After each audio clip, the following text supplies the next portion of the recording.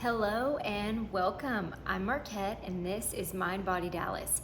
And this is Teddy. Sometimes he joins us in the video. I want to talk to you today about the law of assumption. So stepping into your present moment and assuming the position or assuming the truth, assuming your identity, you're assuming that it's been done. Assuming and the law of assumption is so important and profound because you've probably heard of people becoming a self-fulfilling prophecy. Well, that's true no matter what, whether you think it's good or bad. So you've put that description on someone. Say, well, she's just been a self-fulfilling prophecy because she talks about fear and lack and scarcity all the days of her life. So no wonder she became broke and sad and lonely and living in some dump.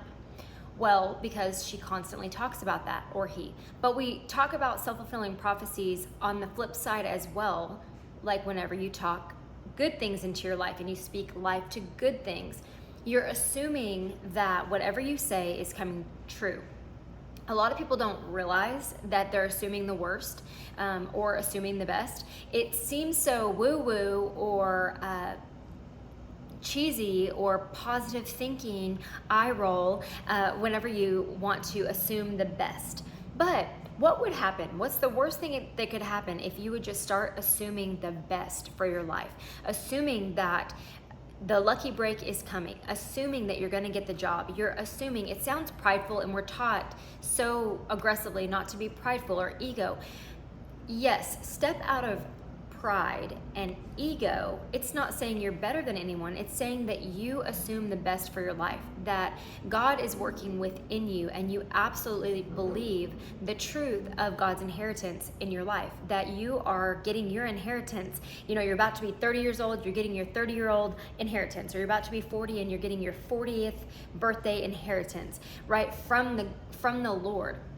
It's like, I believe in the power of the spoken word. My words will not come back void. They are planting seeds. Every time I sow a seed of either a complaint or a worry or a prayer of thanksgiving, I believe that that little seed is going to be planted and take root and grow in my life. So beware. Are you planting weeds and fear and lack? Or are you planting the garden of the type of flowers that you love to see in your garden, the type of things that you want? Love, joy, peace, patience, kindness, goodness, faithfulness, gentleness, and self-control. These are the fruits of the Spirit. These are the things we want to be planting in our lives. And we can easily do that just by controlling our thoughts and controlling then our words and behaviors. So just think, what do I want? Not everyone wants to be a singer. Not everyone wants to be rich or famous. Not everyone wants to be an athlete or a famous gymnast. So what do you want? And now assume that it's yours, because it is. If you think about it in your visualization, in your right brain imagination, you can go to that place, you can access this dream state or imagination, just like an architect or an artist will create something in their mind first, and then they draw it up to scale, and then they give it to the builder and he builds it. So think of that in your life. Your right brain is your creative architect, and it controls your left side of your body, the feminine side. So just think, my right side is imagination, creativity, brain. That is my feminine side. I'm looking around in awareness. I'm able to have gratitude and imagine things. But then once I imagine it and I assume that this is the best drawing that I can come up with my eyes closed, in my vision, just like any pro golfer, pro gymnast, pro cheerleading squad, they visualize. They visualize what? The win. They don't visualize and meditate on losing and their fears. They visualize the win. They think from the win. They act from the win. They have confidence standing up tall, knowing that they are the winner.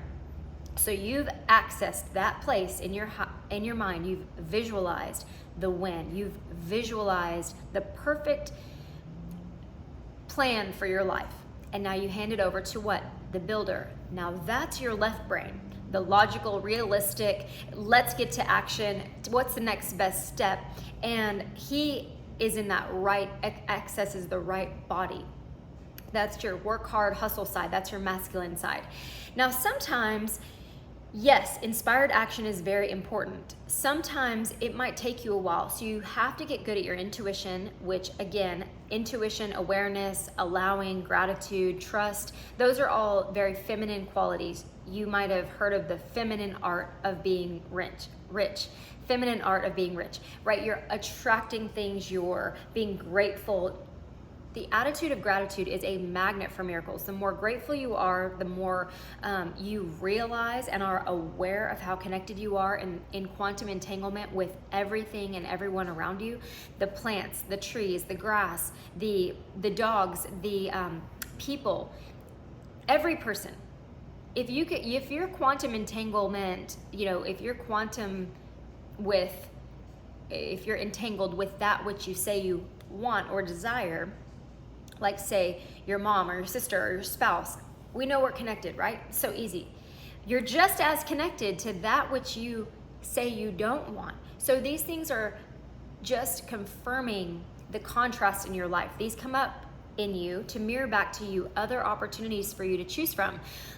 You could be you could make those choices to be, say, what we would call in society a bad person, or broke, or hungry, or doing other behaviors that I'm not trying to say that out of judgment. I'm just saying those are different choices and options that you could choose. So when you collapse all your probabilities and all your possibilities into one choice, that is your choice. You have free will to do that. You could do bad behaviors, you could make good behaviors. No matter what you do, it's your choice. And we tend to put our perception and opinion on these things. Oh, this is the worst thing that's ever happened to me, or that would be the worst decision, or that would be bad, or look at her, she's making such bad decisions. Well, for her, maybe that was the right decision, or maybe that's what she needs to learn, or maybe that's her choice. If she wants to shave her head bald and wear purple lipstick, those are her choices, and those choices are accessible to you too. And those offer an opportunity to show grace and love for your fellow sister who you are entangled with in the quantum field. You are connected, you're just as connected to her as some woman that you might consider beautiful, who you aspire to be or you're inspired by. This person with the purple lipstick and bald head is showing you an option for you too. She's mirroring back to you. And so what you will say is, I love you and thank you. I'm sorry, please forgive me, I love you, thank you. That's that ho'oponopono that we've talked about. Thank you for mirroring back to me the many options that I have before me. I'm choosing with love that, and with no judgment. That's not on my path. I don't want to choose that one, fine. But you don't have to energize it and judge it and be like, I'm better than you. Who's to say something is better for you or better for her? That, like, we all have different paths, and not everyone came to this world for the same purpose or reason. So stay in your lane, you do you. One of my favorite quotes is live and let live. And I've talked about that already in a few videos ago. So anyway, live and let live, of course, but thank those things that come into your life.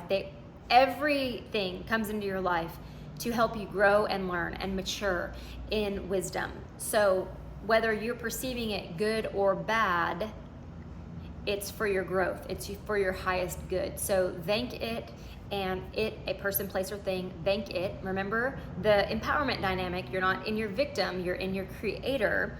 And so you can deem everything a success. Thank everything, because no matter what you're learning, and the best is here.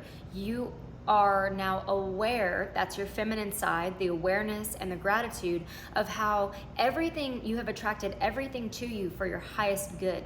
So thank you, God, that I am so happy and grateful now that every molecule of my being is vibrating in perfect harmony with your laws, God, with God's laws.